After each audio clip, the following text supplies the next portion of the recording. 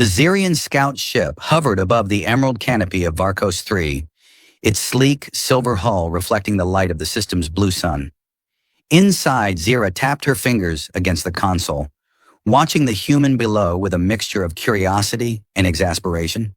Humans were reckless. That much had been proven time and again.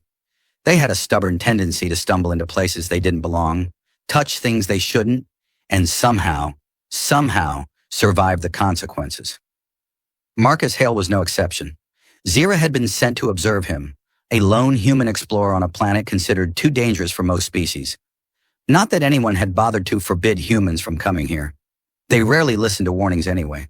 But what she saw in the clearing below made her long ears twitch in sheer disbelief. Marcus stood with his hands on his hips, a relaxed posture completely at odds with the thing beside him. A Vorak beast. Zyra's throat went dry.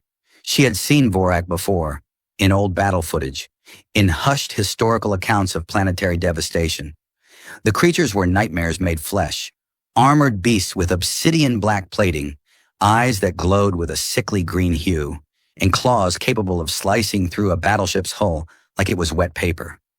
They were not tameable, yet this one stood beside Marcus, its massive bulk nearly blotting out the light behind it. And worse, it wasn't snarling, wasn't preparing to attack. Instead, it let out a low, deep rumble, almost like a cat's purr. Zyra rubbed her eyes. Maybe she'd inhaled too much oxygen from Varkos 3's atmosphere. Maybe the fumes from the jungle were playing tricks on her mind. But no, when she looked again, the sight hadn't changed. The Vorak was still there, still calm, and Marcus was reaching up, patting the creature on the side of its armored head as if he were greeting an old friend. It took every ounce of Zira's self-control to not activate her ship's weapons. She hadn't survived this long by making hasty moves, but this was insanity. She switched on her ship's communicator, hesitating for only a second before opening a direct channel to him. "Human," she said, keeping her voice even. Marcus looked up. His expression brightened. "Oh, hey, didn't see you there." Didn't see her there? Zyra was in a Xerian scout ship, a vessel with the most advanced cloaking technology available. Either this human had nerves of steel, or his perception was catastrophically flawed. She ignored the absurdity of his greeting. "Are you aware," she said carefully, "that you are standing beside a Vorak beast?" Marcus glanced at the creature as if he had momentarily forgotten it was there. "Oh yeah, this is Brutus." Zyra's brain short-circuited for a moment. "You named it?" "Sure did." He patted Brutus's plated side again. The Vorak made a contented guttural noise. "He was kind of a menace when I found him as a cub, but we worked through some things. A little patience, a lot of snacks, and some firm boundaries." He gestured toward the creature's head. "Now he's basically a big puppy, aren't you, Brutus?" Brutus responded by lowering its massive head and nudging Marcus forward, nearly knocking him off his feet. The human laughed.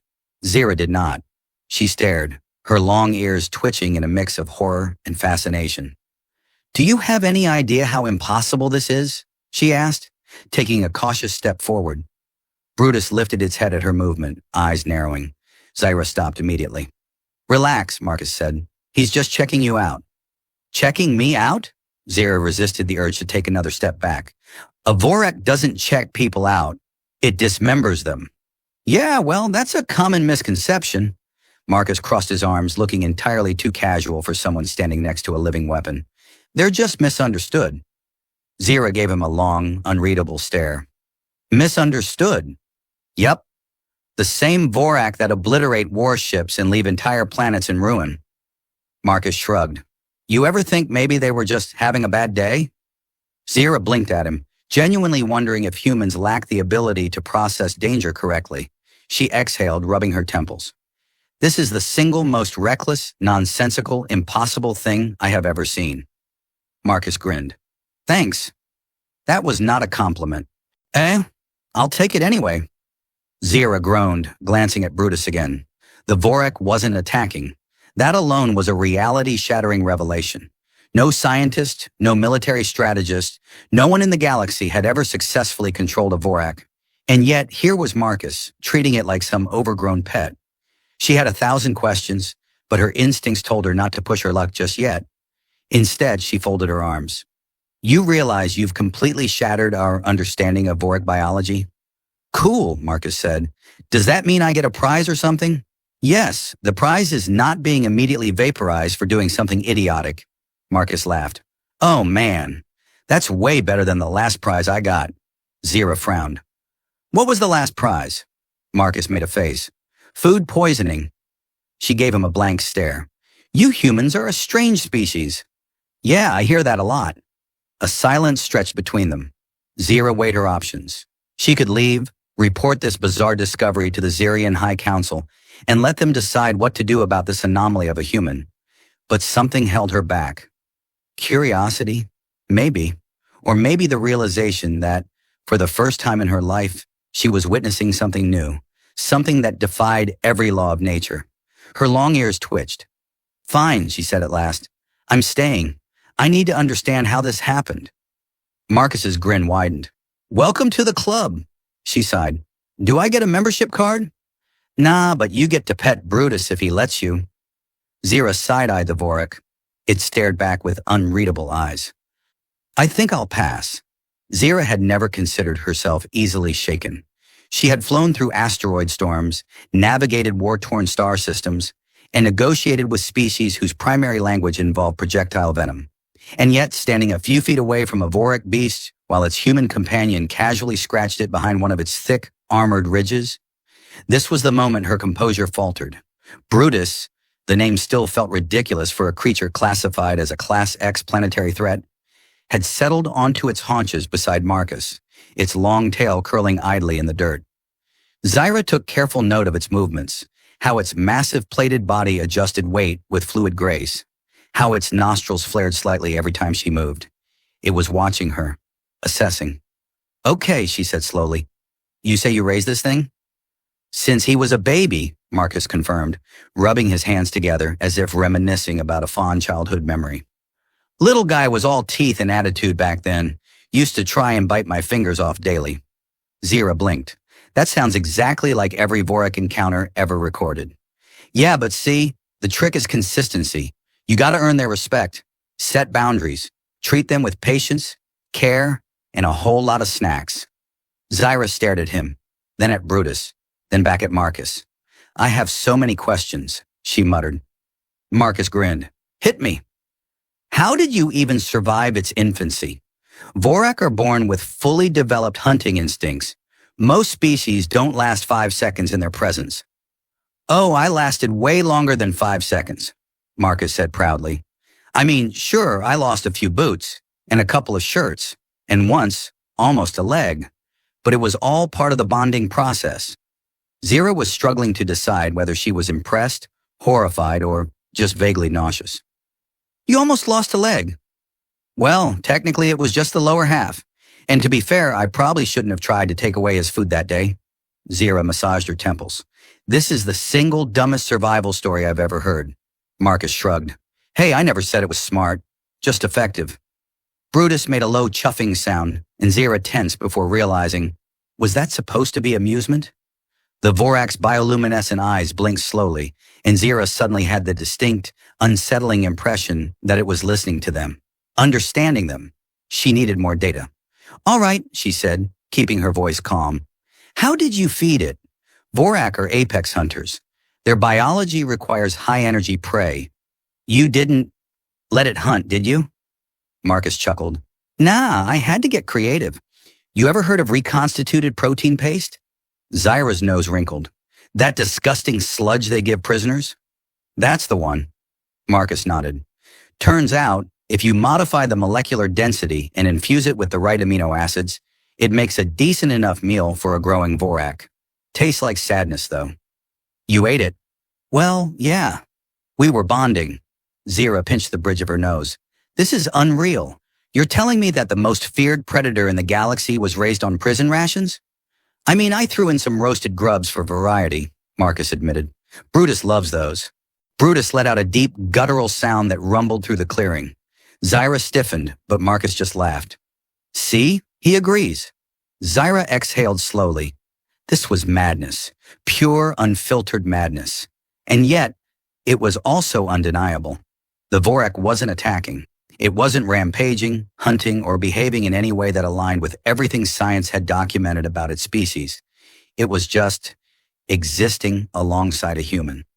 Something about that realization sent a shiver down Zira's spine. All right, she said, shifting gears. Let's say I accept that you somehow managed to raise a Vorak. Why hasn't it turned on you? Marcus looked genuinely surprised. Why would he? Because Vorak are programmed to be aggressive. Their entire species is hardwired for destruction. Eh? Marcus made a dismissive gesture. I think that's a little harsh. Brutus isn't violent for no reason. He's just protective. Zira arched a brow. Protective? Yeah, like for example. Marcus casually took a step towards Zira. Brutus's body tensed immediately. His nostrils flared, his claws flexing ever so slightly against the dirt. The shift was subtle, but Zira had seen enough predators to recognize the difference between passive observation and prepared retaliation. Marcus raised both hands. Easy, bud. Just a demonstration. Brutus remained still, but the glow in its eyes pulsed faintly, as if it were waiting for a single wrong move. Zira's breath came slower. You're saying it sees you as… what, its pack? Marcus nodded. Exactly. Vorak aren't mindless monsters. They're just really, really bad at making friends. But once they do, they're loyal to the end. Zira let that thought sink in. She had spent years studying predator species, analyzing battle reports, breaking down attack patterns. Vorak had always been considered an enigma, uncontrollable forces of destruction, incapable of logic or restraint. But what if that was just an assumption? What if no one had ever bothered to look deeper? What if the galaxy had been wrong? Her long ears twitched. If what you're saying is true, this changes everything. Marcus grinned. Yep, you're welcome. She shot him a sharp look. Don't get cocky. This could also make you the most dangerous person in the known systems. Marcus blinked. Whoa, that sounds dramatic. Zira folded her arms. Think about it. Every major faction in the galaxy considers Vorak untamable. If word gets out that a single human, has achieved the impossible, do you know what's going to happen? Free drinks? Galactic chaos. Marcus winced. Okay, yeah, that sounds less fun. Zira exhaled. This is bigger than you realize. If Vorak can be trained, trusted, then the entire balance of power shifts. You've done something that rewrites history, and that makes you a target. Marcus was silent for a long moment. Then he sighed. Well, he said, rubbing the back of his neck, guess I should start looking over my shoulder, huh?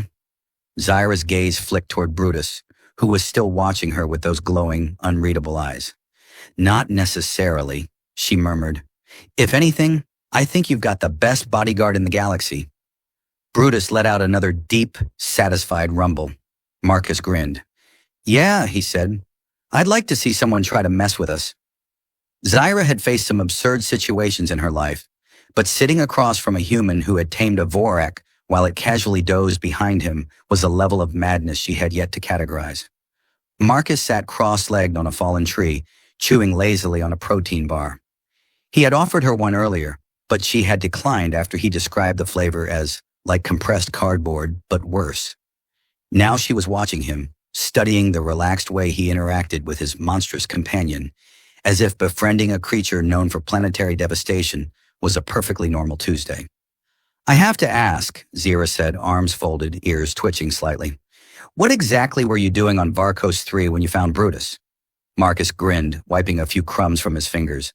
Oh, you know, the usual. Exploring, gathering data, trying not to get eaten by things with too many teeth. He gestured around at the dense, vine-covered jungle. This place is a gold mine for undiscovered species. Figured I'd document a few before heading back to human space. Zira eyed him.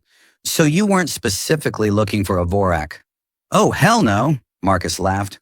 I might be reckless, but I'm not that reckless. I was just trekking through the valley when I heard this weird screeching sound. Thought maybe I'd found some kind of exotic bird. Zira arched a brow. A bird, Marcus shrugged. In my defense, baby Vorak sound really different from the adults. I followed the noise and found Brutus, tiny, angry, and stuck in some collapsed tree roots. Poor guy was all alone. No mother in sight. Zyra frowned. Vorak mothers are notoriously protective. If she wasn't there, something must have happened. Yeah, I figured that out the hard way, Marcus sighed. While I was trying to dig him out, I started noticing scorch marks on the trees nearby. Looked like plasma burns. Zyra stiffened. You think poachers got to them first? That was my guess. Marcus leaned back, resting his hands behind his head. Wouldn't be the first time some shady group tried to capture a Vorak. Problem is, they usually regret it real fast. Zyra could confirm that. Vorak were worth a fortune on the black market, but anyone foolish enough to try capturing one rarely lived to spend the profits. The fact that Brutus had been left behind meant the poachers had either taken what they wanted or died trying. So you decided to rescue a newborn Vorak, Zyra said, voice flat. Just like that? Well, I wasn't going to leave him there. Marcus shrugged. He was tiny, helpless, looked like a pissed-off spiky potato. What kind of person abandons a spiky potato?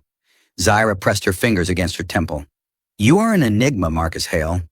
Ah, thanks. That was not a compliment. Brutus made a low grumbling noise in his sleep, his massive bulk shifting slightly. Zyra watched as Marcus absent-mindedly reached back and patted the Vorak's plated hide, as if comforting a giant, murderous house pet. You're telling me you just took him in, she continued, disbelief laced in every word. More like he took me in, Marcus corrected. He followed me everywhere after I got him free, kept growling at me whenever I tried to leave. Zyra narrowed her eyes. You bonded with him? Marcus snapped his fingers. Bingo! That shouldn't be possible. And yet, Marcus gestured at the peacefully slumbering Vorak. Zyra sat back, exhaling slowly. Her people had spent centuries studying Vorak, trying to understand them, trying to survive them. And this human, this absolute anomaly of a human, had done something no scientist, no warrior, no leader had ever even considered. She shook her head. You have no idea how much of a scientific breakthrough this is. Marcus smirked. So, what? You gonna write a paper about me? More like a classified report. Zyra's ears twitched. If word gets out that a human managed to tame a Vorak, the galaxy's going to lose its collective mind.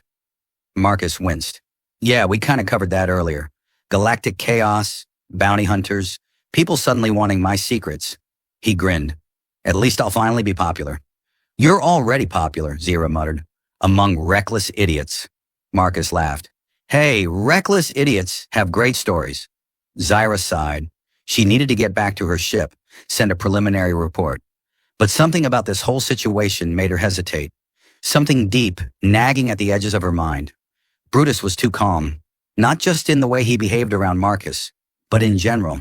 She had never seen a Vorak so at ease, so settled. Even the rare captive specimens documented in controlled environments had shown restless, aggressive tendencies. But Brutus, he wasn't just tolerating Marcus. He was attached to him. Her long ears twitched as she studied them both. Marcus, she said carefully, have you ever felt anything strange around Brutus? Marcus tilted his head. Strange how? I mean, something beyond the physical. Zyra hesitated, choosing her words with care. Vorak are known to be highly instinct-driven, but there are unconfirmed reports that they might be more than that they have some kind of latent telepathic ability. Marcus frowned. Like, mind reading? More like a deep, instinctual bond. They don't communicate with words, but they connect in ways we don't fully understand. Marcus considered that. Huh? Zyra repeated. I mean, now that you mention it, he scratched his chin. Sometimes I do get these weird gut feelings about what Brutus wants. Like I'll just know if he's hungry or restless before he even moves. Zyra's blood ran cold. That's not normal, Marcus. Well, yeah, I figured that out when I adopted a giant murder lizard. Zyra ignored the sarcasm. If Marcus had somehow formed a genuine psychic link with a Vorak, that was an even bigger revelation than the taming itself. It meant Vorak weren't just biological weapons. They were something more, something connected. And if that was true, then Marcus wasn't just the first human to tame a Vorak. He was the first being in history to truly understand one. Zyra took a slow breath, her mind racing. If the wrong people found out about this. She stood abruptly. We need to leave. Marcus blinked. What, right now? Yes. Zira's voice was firm. Because I guarantee we're not the only ones interested in this discovery. As if to punctuate her words, Brutus's ears twitched. His glowing eyes snapped open, and the deep rumble in his throat was no longer amused. It was warning. Something was coming. Marcus had a saying, when a giant, highly intelligent death lizard suddenly gets tense, you should probably listen. Brutus's bioluminescent eyes flickered with sharp awareness, his hulking frame rising from his restful position. The Vorak's nostrils flared, tasting something on the air, and a deep, guttural growl vibrated through his massive chest. Zira's long ears twitched. She had been in enough precarious situations to recognize a warning sign when she saw one. We're not alone, she murmured. Marcus sighed, shoving the last bite of his protein bar into his mouth. I really hate how often people say that around me. Zira ignored him, scanning the thick jungle around them. The air had changed. The usual ambient hum of alien wildlife had gone eerily still, like the entire ecosystem had taken a collective breath, waiting for something to happen. Brutus flexed his claws against the dirt, his body shifting into a low, defensive stance. Whatever he sensed, he didn't like it. Marcus dusted off his hands. All right, let's think about this. Who exactly might be lurking in these woods? Locals? Predators? Disgruntled exes? Zira shot him a look. Are exes something I should be worried about? I mean, statistically speaking, probably not. Not comforting. Brutus let out a sharp chuff, and that was all the warning they got. A blast of energy sizzled through the air, slamming into the ground a few feet from where they stood. Dirt and debris exploded upward, the force of the blast shaking the trees. Zira spun, blaster already in hand, instincts flaring to life. Marcus stumbled back. Okay, definitely not an X. From the dense foliage, figures emerged, sleek armor, reflective visors, weapons drawn. Zira cursed under her breath. Poachers! There were 5 of them, moving in coordinated steps, their weapons trained with precise intent. Not the clunky, desperate sort of scavengers that trawled the outer systems for scraps. No, these were professionals. Marcus ran a hand through his hair. All right, so, do we negotiate? A second blast scorched the ground inches from his foot. Guess not, he yelped. Zira had already darted into action. She fired twice, forcing the poachers to duck behind the thick jungle underbrush. Brutus, however, did not duck. The Vorak let out an ear-splitting roar that physically shook the air. The jungle trembled, and for a brief, glorious moment, the poachers hesitated, because suddenly their prize was not a passive, docile creature. It was an apex predator looking them dead in the eyes. Marcus grinned. Oh, now they're thinking twice. Brutus lunged. Chaos erupted. The poachers scrambled to adjust their strategy, but Brutus was fast. Too fast. One of them barely had time to aim before the Vorak slammed into him, sending him flying like a ragdoll into a tree. Zira ducked behind a boulder, her sharp eyes scanning the battlefield. We need to move. Now! Marcus was already jogging after her, half laughing, half panicking. You are seeing Brutus go full death beast, right? I feel like we could just sit back and let him handle this. Another blast scorched past them, and Marcus quickly reconsidered his stance. Okay, yeah, running is a solid plan. They sprinted through the jungle, weaving between massive roots and thick vines, Brutus thundering behind them. The Vorak was deliberately positioning himself between them and the poachers, his enormous bulk acting as a living shield. Where's your ship? Marcus called. Half a click east, Zira replied. They broke through the tree line, skidding to a halt at the sight of Zira's sleek vessel, half hidden beneath the jungle canopy. The ramp was already lowering. You left the ship unlocked? Marcus huffed. Zira threw him an exasperated glance. I remotely activated it. Still seems like a security flaw. Would you rather stand here and debate, or... A concussive blast struck just beside them, and they were thrown forward. Zira rolled with the momentum, coming up in a crouch. Marcus, less gracefully, face planted into the dirt. Ow! Get up! Zira snapped. Marcus scrambled to his feet as Brutus spun to face their pursuers. The Vorak's spines flared, his glowing eyes locking onto the remaining poachers. One of them made the mistake of raising his weapon. Brutus roared. The sound sent a shockwave through the clearing, so powerful that even Zira felt it reverberate in her bones. The poachers hesitated. One of them turned to the others, their stance shifting from aggressive to uncertain. Marcus wiped dirt from his face, panting. Yeah, that's your cue to leave. The poachers apparently agreed. After a moment of tense silence, they slowly backed away, disappearing into the jungle. Brutus let out a huff of breath, as if mildly disappointed. Zira didn't lower her weapon until the forest was still again. Then she turned to Marcus. We need to get off this planet. Now. Agreed. They bolted up the ramp, Brutus lumbering in behind them. The ship's doors sealed shut just as Zira powered up the engines. The vessel rumbled to life, lifting off the jungle floor, cutting through the dense atmosphere. Inside, Marcus collapsed into a chair, letting out a long exhale. Well, that was fun. Zira shot him a glare. Fun? Okay, not fun, more like highly educational. Zira groaned, pinching the bridge of her nose. Do you ever take anything seriously? Marcus grinned. You'd hate me if I did. She wanted to argue, but instead she exhaled sharply, shaking her head. He wasn't entirely wrong. Brutus made a low, rumbling sound, settling his enormous bulk into the cargo hold. He was calm again, content, as if the fight had never happened. Zira sat in the pilot's chair, fingers flying over the controls. Where are we going? Marcus asked. Zira's eyes narrowed. Somewhere safe, somewhere far from whoever those poachers were working for. Marcus tilted his head. Think they were just after Brutus? Zira's stomach tightened. I don't know. Because deep down she had a sinking feeling that this was bigger than just a Vorik. This was about Marcus, and what he could do. The ship hummed as it cut through the void, a streak of silver against the endless black. Zira kept her hands steady on the controls, her gaze flicking between the star charts and the swirling mass of distant nebulas outside.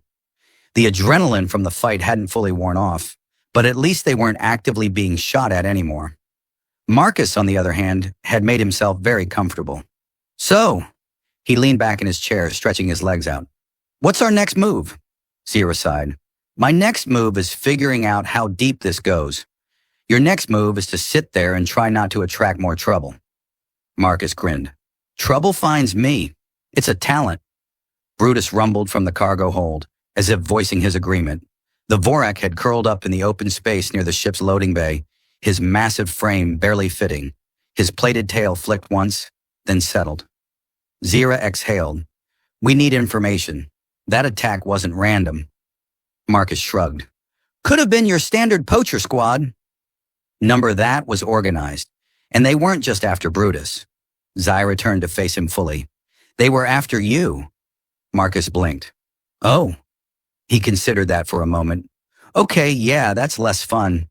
Much less. Zira crossed her arms, her long ears twitching slightly. You did something impossible, Marcus. You tamed a Vorak, and if that wasn't bad enough, you might also have a psychic connection with him. Marcus scratched the back of his neck. Psychic's a strong word. It's more like, I just get him, you know? Yes, and that shouldn't be possible. Zira shook her head. I need to contact someone who might have answers. Marcus frowned. Oh no, you're not calling like an uptight alien scientist, are you? Zira arched a brow. Would you prefer an uptight military officer? Actually, yeah, I think I would. Well, too bad, Marcus groaned. This is going to involve a lot of serious talk and big words, isn't it? Most likely. He sighed dramatically. Fine, but if they start throwing around the phrase medical experiments, I'm out. Zira rolled her eyes and tapped a sequence into the console. A few moments later, the comms panel flickered to life, revealing a grainy image of a middle-aged Yentari woman with silvery blue skin and a no-nonsense expression. Her deep violet eyes sharpened as soon as she saw Zira. Zira, the woman said, folding her hands together, I assume you have a good reason for contacting me. Professor Lyrian, Zira said, I have something you need to see. The professor studied her for a long moment. Go on. Zira exhaled and gestured toward Marcus. This is Marcus Hale. He tamed a Vorak, Lyrian interrupted, her tone unreadable. Zira blinked. You already know? Lyrian leaned back slightly, her expression unreadable. The moment word got out about a Vorak being sighted without attacking anything, I had my suspicions. Marcus raised a hand. Hi, the human in question here. So, why do I get the feeling this is really bad news? Lyrian let out a slow breath. Because it is. The air in the cockpit seemed to shift. Lyrian continued, her voice cool and precise. Vorak are more than just apex predators. The reason they've never been tamed isn't because they lack intelligence. It's because they choose not to bond. They reject all forms of control. Zira nodded. That's what I thought. But then Marcus did the impossible, Lyrian finished, which means one of two things. Either he's unknowingly using some kind of external influence. Unlikely, Zira said. There was no tech, no drugs, nothing. Lyrian nodded. Then that leaves the second option. Marcus shifted uncomfortably. Which is? Lyrian's gaze fixed on him. You're not just bonded with the Vorak, you're linked. Silence stretched between them. Marcus cleared his throat. Okay, South. In the interest of my continued survival, could we define linked? Lyrian hesitated as if debating how much to say. There have been theories. The Vorak don't operate solely on instinct. There's a pattern to their movements, their attacks, even their migrations. Some of us believe they share a kind of hive intelligence. Not like insects, but something deeper. A network of sorts. Marcus frowned. Are you saying I'm in a Vorak group chat? Zira groaned. Marcus. What? I need to know if I'm suddenly going to start thinking in growls. Lyrian ignored him. It's possible that Brutus didn't just accept you, he integrated you. And if that's true, then you might have access to something no other species has ever unlocked. Marcus scratched his chin. I mean, I have been getting some weird gut feelings lately. Like, I knew those poachers were coming before Brutus even reacted. Lyrian's expression darkened. That's not a gut feeling. That's Vorak awareness. Zira's stomach twisted. If Marcus really was linked into something bigger, if he was connected to a species as destructive as the Vorak, then the implications were staggering. Lyrian leaned forward. Listen to me carefully. If others find out about this, Marcus, they won't just want to study you. They'll want to control you. Governments, black market organizations. You name it. Marcus exhaled slowly. Fantastic. Just what I needed. More reasons to be paranoid. Zira frowned. What do we do now? Lyrian considered. For now, lay low. I'll look into this, see what I can uncover. But whatever you do, don't let anyone else know about this. Too late, Marcus muttered. Poachers already knew something. Lyrian's expression tightened. Then it's only a matter of time before others come looking. The comms flickered and the transmission ended, leaving behind a heavy silence. Marcus sighed, rubbing his temples. So, to summarize, I've accidentally joined the Psychic Death Lizard Network. People are going to hunt me down, and we're flying blind into the unknown. Zira nodded. Pretty much. Marcus leaned back. Cool. Love that for us. Brutus let out a deep, approving rumble. Zira shot the Vorak a look. You would. There were a lot of things Marcus had expected to happen in his lifetime. Getting lost in deep space, running from intergalactic debt collectors, maybe even being arrested for smuggling questionably legal snacks across planetary borders. But joining the psychic hive mind of the galaxy's most feared apex predator? That was not on the list.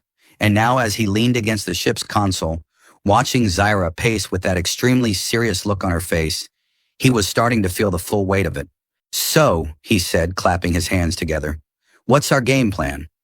Because I'm going to be honest, I don't have a lot of experience being a valuable scientific anomaly. Well, there was that one time I accidentally ate a fruit that made me glow for 3 days. But that's not really the same thing. Zira shot him a glare. This is serious, Marcus. I know it's serious. I'm just trying to process it the way I process everything, by making jokes until it stops being terrifying. Brutus huffed from the cargo hold, lifting his enormous head just long enough to rumble what was, undoubtedly, some sort of Vorak disapproval before settling back down. Zira exhaled, rubbing her temples. Okay, Lyrian told us to lay low. That means no drawing attention to ourselves. Fantastic. Love that. Just one question. How? Marcus gestured broadly. I travel with a giant living war machine that people are already trying to steal. Oh, and apparently I'm now mentally connected to an entire species of them. So forgive me if laying low sounds like a bit of a stretch. Zira's ears twitched. We need to disappear. No paper trails, no credits moving in traceable ways. I have a contact on Aileron 5 who specializes in making people vanish. New IDs, new histories, everything. Marcus narrowed his eyes. Wait, how many times have you had to disappear? She ignored him. We'll dock in the Undercity. It's a smuggler's haven, but it means no one asks questions as long as you pay them enough. Marcus sighed. Let me guess. Your contact is grumpy, untrustworthy, and has some kind of weird hobby, like collecting teeth. Zira crossed her arms. He's grumpy, but trustworthy. Uh-huh. And the teeth? He only sometimes collects teeth. Marcus groaned. I hate being right. The cityscape of Aileron 5 sprawled beneath them, a massive layered metropolis where the wealthy floated in shimmering towers while the desperate clung to the neon-drenched gutters below. They landed in the Undercity, where the light barely reached and the air smelled like burnt circuits and bad decisions. The docking bay groaned as the ship settled, steam hissing from vent ports. As they stepped off the ramp, Marcus took one look around and nodded. Yep, this place definitely smells like crime. Zira didn't slow her pace. Stay close. Keep your mouth shut. Two things I'm famously bad at. Zira gritted her teeth and marched toward a dimly lit storefront wedged between two auto repair shops. The sign above the entrance flickered in and out, reading, Taeb's Legitimate Goods and Services. Marcus snorted. Subtle. Zira ignored him and knocked sharply on the metal door. There was a pause, then a mechanical voice crackled through the speaker. If you're selling something, I don't want it. If you're collecting a debt, I definitely don't have it. Zira sighed. Tib, it's me. A beat of silence. Then a heavy series of locks disengaged, and the door slid open. The man inside was exactly what Marcus expected. Short, stocky, with wild white hair that looked like it had lost a fight with a plasma coil. His eyes flicked between them, sharp and suspicious, before landing on Marcus. Who's the human? Marcus gave a little wave. Hi, I'm a walking scientific impossibility, and also wanted by mysterious forces for reasons I don't entirely understand. You must be Tib. Love the place. Very, damp. Tib scowled. He talks too much. Zira groaned. I know. Tib stepped back, gesturing them inside. The interior was cluttered with old tech, half-functional droids, and way too many jars filled with things Marcus did not want to ask about. Zira got straight to the point. We need to disappear. Completely. Tib grunted, already moving toward a terminal. New IDs? Yes. New ship registry? Yes. Tib turned to look at Marcus. New face? Marcus blinked. Wait, what? Tib shrugged. I offer facial reconstruction. New bone structure, new biometrics. Makes it harder for people to find you. Marcus paled. Oh, I am not changing my face. I like my face. It's got character. Tib raised an unimpressed brow. It's got easily recognizable and traceable written all over it. Zira sighed. Just the IDs and ship registry for now. Tib muttered something under his breath and started typing. It'll take an hour, and it won't be cheap. Marcus leaned against the counter. So, Tib, out of curiosity, what's with all the... He gestured vaguely to the jars of things on the shelves. Biological weirdness? Tib barely looked up. Science, Marcus nodded. Horrifying. Brutus, who had been surprisingly silent, let out a low, rumbling growl from where he crouched near the entrance. His glowing eyes flicked toward the door. A second later, the door slammed open. 3 figures strode inside, weapons drawn. Mercenaries, tattoos marked them as belonging to a syndicate, one of the many that prowled the Undercity. Tib let out an exasperated sigh. You know, I just cleaned this place. The lead mercenary, a scarred woman with cybernetic implants, glanced between them, her eyes lingering on Marcus. You're coming with us. Marcus exhaled. Yeah, see, I knew today was going too well. Zira's blaster was already in her hand. Not happening. The mercenary smirked. Oh, I think it is, Brutus growled. The mercenary hesitated, her grip tightening on her weapon. You think that thing scares me? Marcus grinned. Oh, I know it does. The Varak rose to his full, terrifying height, his bioluminescent eyes narrowing. The mercenary swallowed, but held her ground. Zira tensed. Marcus, any bright ideas? Marcus glanced at Tib.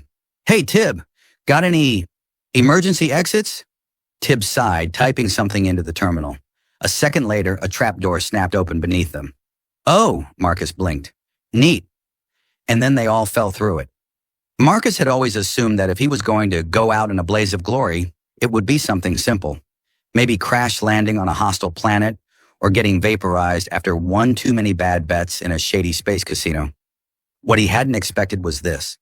Standing in the middle of an ancient Vorik sanctuary, an army of mercenaries at his back, an alien woman with absurdly long ears beside him, and a psychic war beast that had, inexplicably, chosen him as its best friend. Life was weird. Zyra crouched beside him, wiped sweat from her brow. Tell me you have a plan, Marcus exhaled. I always have a plan. She stared at him. That's a lie. Yeah, but it makes me feel better to say it. Brutus let out a low, guttural snarl. His massive form crouched protectively over Marcus. His bioluminescent eyes pulsed in rhythmic patterns. Communication. Marcus could feel the idea Brutus was trying to push into his head. We are more. That was the thing about the Vorik. Alone they were terrifying. But together, linked by their ancient psychic bond, they were unstoppable. Marcus straightened, his mind locking into Brutus's. Zyra, cover your ears. She blinked. Why? And then Brutus roared. Not just a normal roar. This was something more.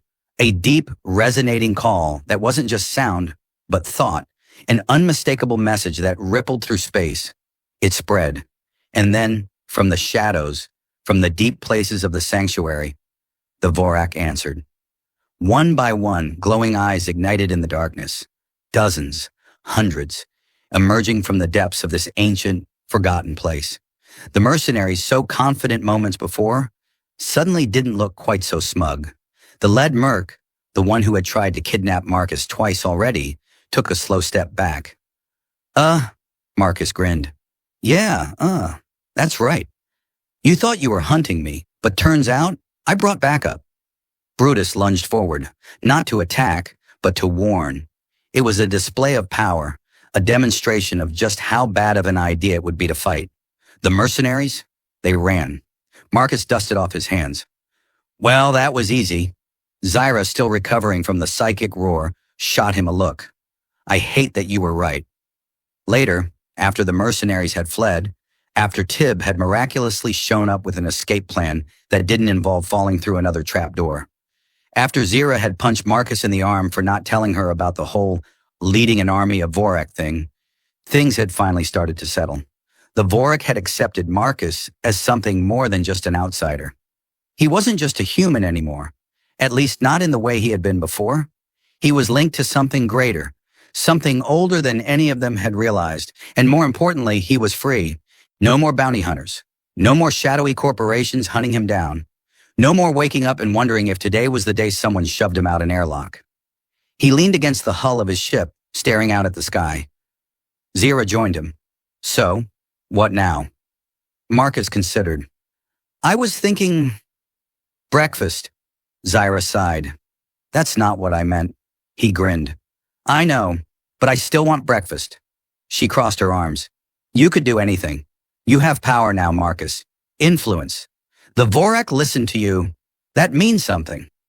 He thought about that. Thought about all the things he could do, all the ways he could change things. Then he turned to her, a slow smile forming. Zyra? What? I think I want to start a petting zoo. She stared at him. Marcus. No, hear me out. Think about it. A Vorik sanctuary, but also a tourist attraction. People come in, pay a fee, get to experience the terrifying majesty of the galaxy's most feared creatures. Safely, of course. Maybe some cute plushies in the gift shop. Brutus brand t-shirts. This could be huge. Zyra put her face in her hands. I can't believe I helped save you. Brutus, ever supportive, rumbled in approval. And just like that, Marcus knew, whatever came next, whatever ridiculous, impossible adventure the universe threw at him, he wasn't facing it alone.